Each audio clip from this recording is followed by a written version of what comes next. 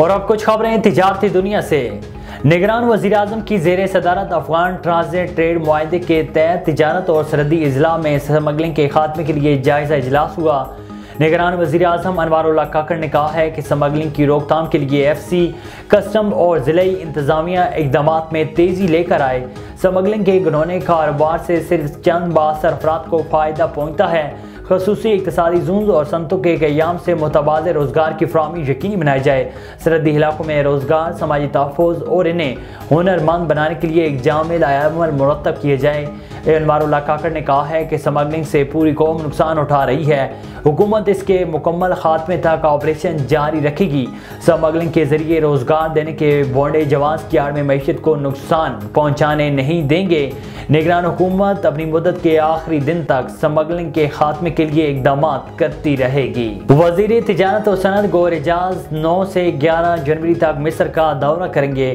حکام کے مطابق قاہرہ میں پاکستان ٹریڈ ایکسپورٹ نمائش کا انعقاد کیا جا رہا ہے۔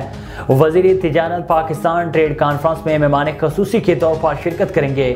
وزیر تجارت گور اعجاز افریقہ اور مشرقی وسط سے باہمی تجارت بڑھانے پر روشنی ڈالیں گے۔ وزیر تجارت ایکسپورٹ، انڈسٹریل اور سرمایہ کاری پالیسی کے بارے میں تبادلہ خیال کریں گے۔ حکام کے مطابق کانفرنس میں اردن، قطر، سعودی عرب شرکت کریں گے۔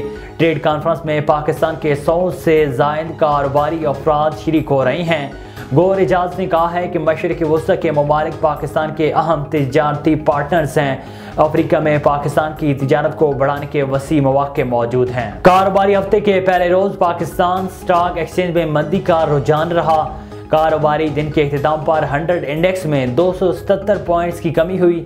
277 پوائنٹس کمی کے بعد 100 انڈیکس 64,237 پر بند ہوا۔ اسٹاک مارکیٹ میں آج 31 کروڑ 45 لاکھ 18,273 شیئرز کے سودے ہوئے، جن کی مالیت 8 ارب 86 کروڑ 96 لاکھ 17,386 روپے رہی۔